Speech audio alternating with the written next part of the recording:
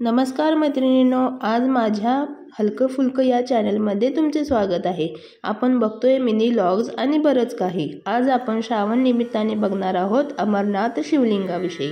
अमरनाथ गुफा ही जम्मू काश्मीरमध्ये एक पवित्र हिंदू तीर्थक्षेत्र आहे, जेथे बर्फाचे शिवलिंग तयार होते। तसेच अमरनाथ गुहा जम्मू काश्मीरमध्ये श्रीनगरपासून सुमारे 135 किलोमीटर अंतरावर आहे।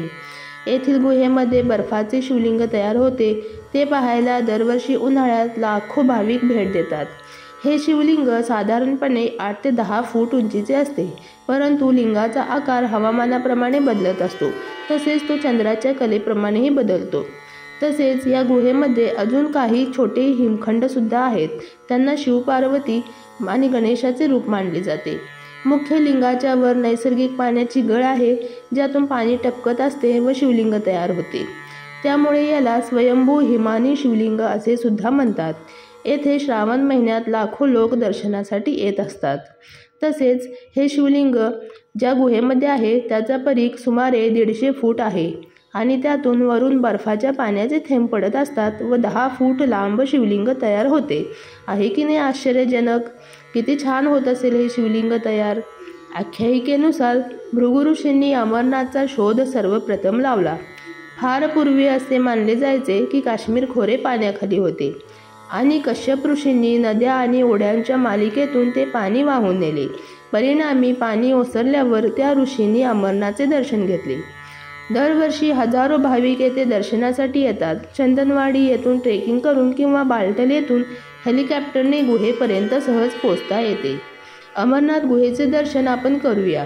आपल्याला माहीत नाही आपल्याला भविष्यात तेथे जाणे जमेल किंवा नाही, परंतु आपण अशी इच्छा नक्कीच करू शकतो। सिंध खोऱ्यात असलेली ही गुहा हिमनद्यांनी आणि बर्फाळ पर्वतांनी वेढलेली असते। उन्हाळ्यातला काही काळ वगळता बहुतेक वर्षभर ही गुहा बर्फाच्छादितच असते। अमरनाथ गुहेत दिसणाऱ्या कबुतरांची एक अमर कथा सुद्धा आहे, ती खूपच इंटरेस्टिंग आहे। या गुहेत भगवान शंकरांनी माता पार्वतीला अमर कथा सांगितली होती। या कथेमुळे ती कथा ऐकणाऱ्यांना कबुतरांना सुद्धा अमर कबुतरे असं म्हणतात आणि त्यांना अमरत्व प्राप्त झाले असे मानले जाते। या गुहेत भगवान शंकर माता पार्वतीला अमर कथा सांगत होते, ती अत्यंत गोपनीय होती आणि ती त्या कबुतरांनी ऐकली, त्यामुळे त्यांना अमरत्व प्राप्त झाले अशी आख्यायिका आहे। अमरनाथ गुहेत दरवर्षी यात्रेदरम्यान लाखो भाविकांना ही कबुतरे दिसतात, त्यामुळे त्यांना तो एक शुभ संकेत असतो असे भाविक मानतात। तसेच कठोर परिस्थितीत आणि ऑक्सिजनच्या कमतरतेतही यात्रेकरूंनी ही 2 कबुतरे पाहिली आहेत बरं का।